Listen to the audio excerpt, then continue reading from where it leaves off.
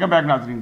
جی برہان صاحب، آپ سے میں نے اس وقفے میں جانے سے پہلے ایک سوال کیا تھا کہ آپ نے سار بتایا کہ وہ بنارس گئے اور وہاں پہ سارا ہندوؤں کو سمجھایا وہاں پہ. پھر یہ جو ان کا سفر ہے اتنا لمبا کہ یہ خانہ کعبہ گئے اور وہاں پہ نمازیں بھی پڑھی اور وہاں پہ بھی مختلف مکالمے ہوئے، تو اس کے بارے میں بتائیے کہ وہ کیا تھا. چونکہ جب بھی ہم اپنے سکھ دوستوں سے بات کرتے ہیں تو وہ یہی سوال کہتے ہیں کہ جی جب بابا جی وہاں بیٹھے ہوئے تھے تو انہوں نے جس طرح وہ پیر کرتے تھے تو خانہ کعبہ بھی اس طرف مڑ جاتا تھا. تو یہ جیسے کہ ہم نے ویڈیو میں بھی سنا حضور نے جو فرمایا ہے، آپ تھوڑا اس پہ تفصیل سے بتائیے گا. دراصل بات یہ ہے کہ جو سکھوں میں بات مشہور ہے وہاں کعبہ کا ذکر نہیں کرتے. وہ کیا کہتے ہیں؟ وہ کہتے ہیں بابے مکہ پھیریا، یعنی کہ بابا جی نے مکہ گھمایا. اچھا، پورا مکہ ہی وہاں گھما دیا. کعبہ کا ذکر نہیں. اچھا ہاں، مکہ گھمایا. وہاں ہے لفظ ہے بابے مکہ پھیریا. اچھا ٹھیک ہے. وہ یہ کہتے ہیں کہ دیکھو بابے نے مکہ گھما دیا. اور وہ پھر آگے جو اس کا واقعہ بیان کرتے ہیں وہ یہ کہتے ہیں کہ تو جو وہاں کا مولوی تھا یا جو مسلی تھا اس نے کہا کہ بابا جی آپ نے ادھر کیوں ٹانگیں کی ہوئی ہیں، اپنی ٹانگیں یہاں سے ہٹائیں، ادھر خانہ کعبہ ہے. تو انہوں نے کہا اچھا جدھر نہیں ہے آپ ادھر کر دو. تو انہوں نے جیسے ٹانگیں اٹھا کے ادھر کو کی، خانہ کعبہ جو ہے وہ ادھر آ گیا اور پھر خانہ کعبہ ادھر آ گیا، پھر ادھر آ گیا. اس طرح آپ نے گویا مکہ گھما دیا سارا. تو ٹھیک ہے. عرض یہ ہے کہ مکہ تو ایک شہر ہے. ٹھیک ہے. ٹھیک ہے. مکہ تو اور اتنا بڑا واقعہ ہو جائے مکہ شریف میں اور تاریخ اس کو نوٹ نہ کرے، تاریخ اس کا کہیں ذکر نہ کرے. عرب کی تاریخ میں، مکہ کی تاریخ میں ایسا کبھی کوئی واقعہ درج ہی نہیں ہوا. ٹھیک ہے. اگر یہ واقعہ اگر یہ واقعہ ہوا ہوتا تو لازم بات ہے کہ مکہ کی تاریخ اس کو بھی بیان کرتی، مگر وہاں کوئی ایسا واقعہ نہیں ہے. اصل میں ہوا کیا ہے کہ ایک تو جس طرح حضور نے بات بیان فرمائی کہ ان کو یہ بات سمجھائی ہے کہ اللہ تعالیٰ ہر طرف ہے، اللہ نور السماوات والارض. پھر کہا فَأَيْنَمَا تَوَلُّوا فَثَمَّ وَجْهُ اللَّهِ، جس طرف تم توجہ کرو گے اللہ ادھر ہے. تیسری بات یہ ہے کہ بعض کتابوں میں جو پرانی کتابیں ہیں اس میں ایک لفظ آتا ہے، ایک جگہ بڑی قریب کا ایک لفظ ہے. ایک ہے باب مکہ پھیریا، ٹھیک ہے. ایک لفظ ہے باب مکہ پھریا. ٹھیک ہے. پھریا اور پھیرنے میں کتنا فرق ہے؟ بہت فرق ہے. ایک تو گھومنا ہے وہاں سیر کر کے آنا، اور ایک ہاتھ سے گھما دینا اس کو. اصل میں بات یہ ہے کہ باب مکہ پھریا الفاظ یہ تھے جو کہ بعد میں تبدیل ہو کے باب مکہ پھیریا میں تبدیل ہو گئے. ٹھیک ہے. یہ تو ممکن ہی نہیں ہے کہ خانہ کعبہ کو یا مکے کو گھما دیا جائے اور پھیر دیا جائے فزیکلی، یہ تو ہو ہی نہیں سکتا. لیکن یہ ہو سکتا ہے کہ بابا جی نے مکہ گھوم گھوم کر دیکھا، خانہ کعبہ کو گھوم گھوم کر دیکھا، یہ تو ممکن ہے. ٹھیک ہے.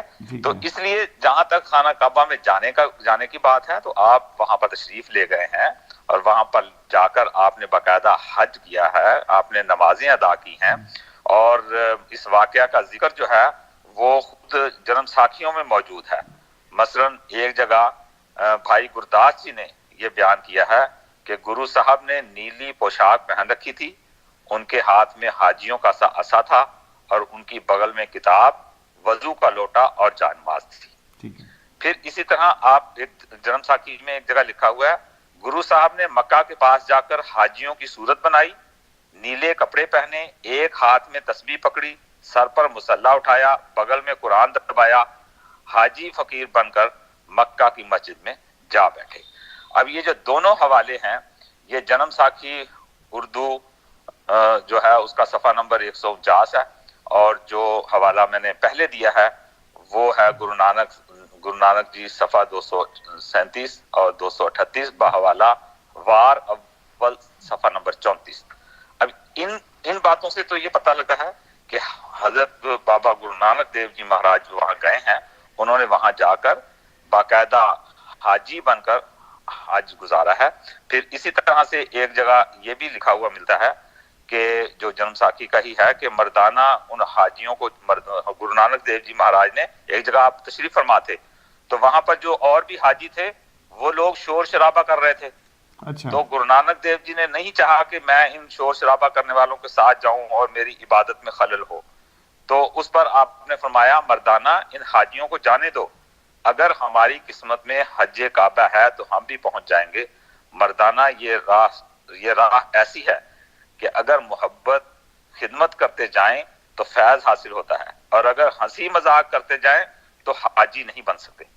اب یہ بھی دیکھیں وہی تصور ہے جو اسلام کا ہے کہ اگر حج کرنے کے لیے جانا ہے تو پھر اپنے آپ کو اس طرح سے لے کر جانا ہے کہ پاک اور پوتر ہو کر اور ہنسی مذاق سے اپنے سنجیدہ آپ ہو کو کے. دور رکھتے ہوئے سنجیدہ ہو کر جانا ہے. اور یہ حوالہ ہے ساکھی سری چولہ صاحب کی صفحہ نمبر 4 اور 5 بحوالہ مقدس چولہ صفحہ نمبر 111 110. تو یہ وہ معاملات ہیں، یہ وہ سفر ہے جو آپ نے خانہ کعبہ کی طرف کیا، اور وہاں سے آپ مدینہ بھی گئے، وہاں پر بھی آپ نے رہائش اختیار کی، آپ باقاعدہ حاجیوں کا لباس پہنے رکھے، آپ نے حج کیا، اور پھر اس کے بعد آپ مدینہ جا کر رسول کریم صلی اللہ علیہ وسلم کے مقبرے پر آپ رہے. اور بیان کیا جاتا ہے کہ یہ سفر جو جنم ساکھیوں سے پتہ لگتا ہے کہ یہ سفر کا جو دورانیہ تھا وہ تقریباً 2 سال تھا. اتنی دیر تک آپ وہاں پر رہے 2 ہیں سال وہاں عرب کے قیام کیا انہوں جی نے. جو 2 سال تک آپ وہاں پر عرب کے علاقے میں گھومتے رہے ہیں اور لوگوں کو ملتے رہے ہیں اور چلے کرتے رہے ہیں.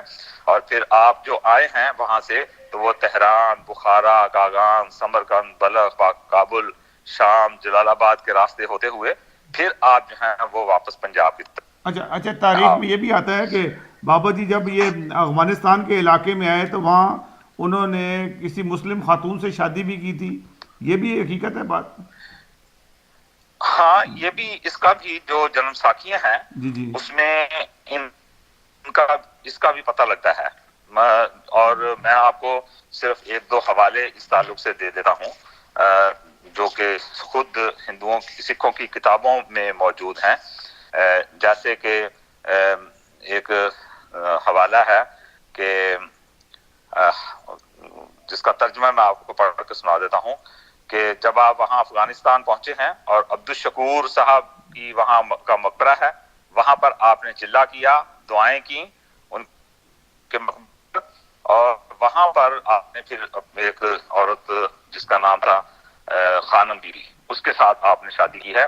اور اس کے متعلق لکھا ہوا ہے کہ وہاں حیات خان کی اہلیہ منج مسلمان جس نے پہلے ہی نانک کی نیک چلنی کے اوصاف کو خود دیکھا تھا اور ان پر مکمل اعتماد رکھتی تھی، اس نے اپنی بیٹی ان کو دے دی. شادی کے روز سے ہی حیات خان کی بیٹی کو ماتا منجوت کے نام سے پکارا گیا. نانک جی نے اس کو اپنے ساتھ لیا اور بھائی لالو کے ہاں اس کو ٹھہرایا اور بھائی لالو کو ساتھ لے کر کورو کشیتر گئے. ماتا منجوت 7 سال تک نانک کے ساتھ رفیق حیات بن کر رہی، پھر ان کی وفات ہو گئی اور انہوں نے وفات کے وقت 2 بیٹیاں چھوڑ دیں. اب یہ جو حوالہ ہے جو میں نے پڑھا ہے یہ ہے history of the Sikh of translation سکھاں دی راج دی ودیا لینگویجز ڈپارٹمنٹ پنجاب، اس کا جو کہ 1970 میں شائع ہوئی ہے، اور اس کا جو حوالہ ہے وہ صفحہ نمبر 8 اور 9 پر یہ درج ہے. اسی طرح سے ایک رسالہ ہے سردار گربخش سنگھ جی جو ایڈیٹر تھے رسالہ پریت لڑی کے، انہوں نے یہ بات بیان کی ہے کہ ایک ساکھی میں یہ بھی لکھا ہے کہ گرو نانک جی نے اپنی پچھلی عمر میں ایک مسلمان رنگڑ سے شادی کروائی تھی. اس کا حوالہ ہے رسالہ پریت لڑی اگست سن 1967. تو یہ ہاں جی، تو یہ جو 2 بیٹیاں پھر ان کی رہیں، اور یہ جو آخری عمر گرو نانک دیو جی مہاراج نے گزاری ہے وہ کرتارپور میں گزاری ہے، جو کہ ڈیرہ بابا نانک کے اس طرف راوی کے ڈیرہ بابا نانک ہے اور دوسری طرف جو ہے وہ کرتارپور ہے. یہ تو یہاں پر ہی آپ کرتارپورہ صاحب جس کا افتتاح ہونے والا ہے، یہ اسی کی بات کر رہے ہیں؟ جی بالکل وہاں پر ہی آپ نے آخری زندگی چلیں ہم کرتارپورہ کی طرف تو بعد میں آئیں گے. مجھے یہ جب وہ بابا جی واپس آ گئے بر صغیر میں، جب گرو یہاں پہ ننکانہ صاحب کے ایریا میں، تو ان کی تعلیم کا رجحان کس طرف کو تھا؟ یہ ہندوازم کی طرف تھا یا مسلم کی طرف تھا کہ جو اپنے پیروکاروں کو جو تعلیم دیتے تھے؟ دیکھیں بات یہ ہے جتنی بھی ان کی تعلیمات ہیں، میں تو حیران ہوتا ہوں اس بات سے کہ آپ جو آپ کی تعلیمات ہیں وہ ساری کی ساری ایسی ہیں جو اسلام کی تعلیمات سے ملتی ہیں، اور قرآن کریم کی آیات کا گویا کہ گرمکھی زبان میں، پنجابی زبان میں وہ ترجمہ ہے. جیسے کہ میں نے آپ کے پڑھ کے سنایا تھا توحید کے متعلق، اسی طرح سے ایک اور شلوک میں آپ کو سنا رہا ہوں.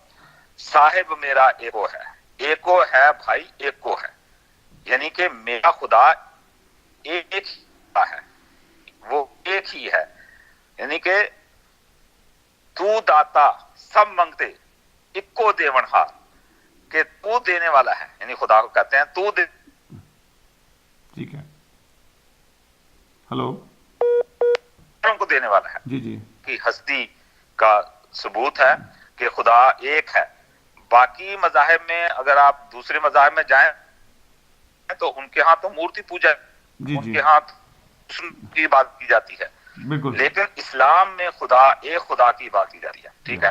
اسی طرح سے آپ نے مرنے کے بعد جو حساب کتاب ہوگا، باقی لوگ کہتے ہیں کہ حساب کتاب نہیں ہے، وہ تو اواگمن میں پڑے ہوئے ہیں، لیکن حضرت بابا گرو نانک دیو جی مہاراج نے ایک جگہ فرمایا ہے، مرنے کی چنتا نہیں، جیون کی نہیں آس، تو سرب جیاں پرتپا لدے لیکھے آس گراس، یعنی اے میرے خدا، میرے دل میں تو موت کا کوئی فکر ہے اور نہ زندگی کا لالچ.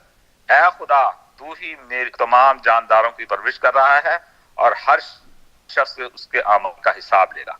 اب یہ حساب کتاب جس طرح ہم کہتے ہیں کہ قرآن کریم نے یہ بات بیان فرمائی ہے، اسلام یہ کہتا ہے کہ مرنے کے بعد اس کا حساب کتاب ہوگا. گرو نانک دیو جی مہاراج بھی وہی تعلیم دیتے ہیں جو اسلام تعلیم دیتا ہے. اپنے ایک جگہ جی وہی تعلیم جی جی. اسلام کی ہے. جیسے اچھا ایک اور جگہ لکھا ہوا ہے کہ صحیح دنیا کی لیکھا رب منگیا سے، جب لوگوں کا حساب کتاب مانگے گا تو وہی دیکھ ان کا حساب کتاب جو ہے وہ بنایا جائے گا اور ان کا حساب کتاب. ٹھیک ہے. اچھا